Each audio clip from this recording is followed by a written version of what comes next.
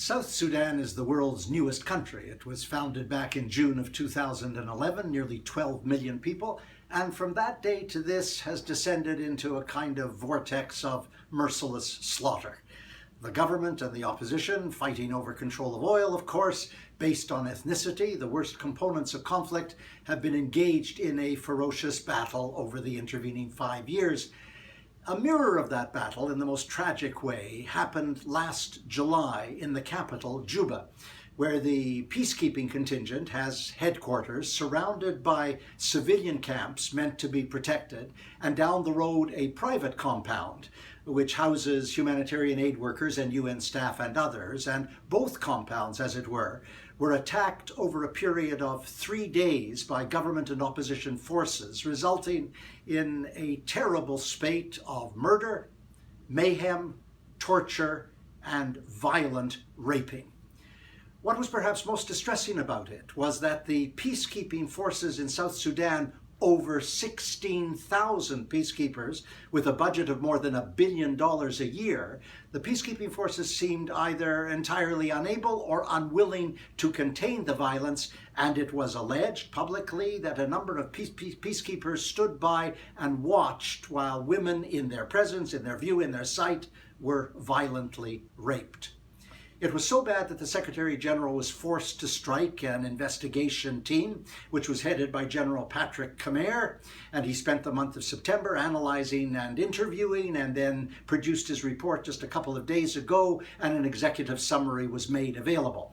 Now, AIDS-Free World knows all about the questions of peacekeeping because, of course, we've been dealing through our Code Blue campaign with sexual violence committed by United Nations peacekeepers and the absolute inability of the United Nations to deal with it.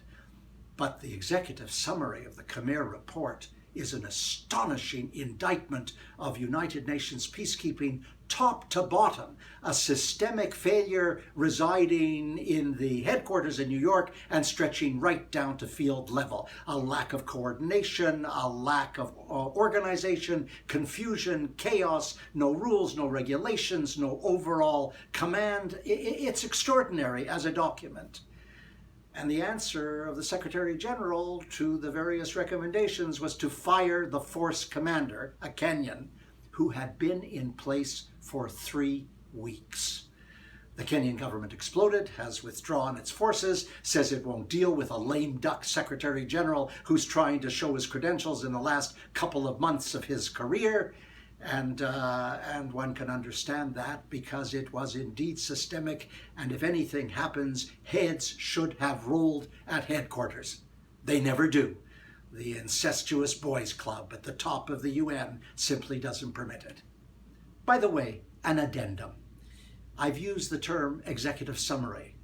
During the course of this last week, at one of his briefings, the spokesperson for the Secretary General was asked, would they release the entire report? He said, absolutely not, no. What is that all about?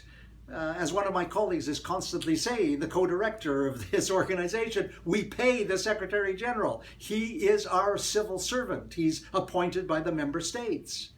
And how will the member states accept this rejection of transparency, the rejection of accountability?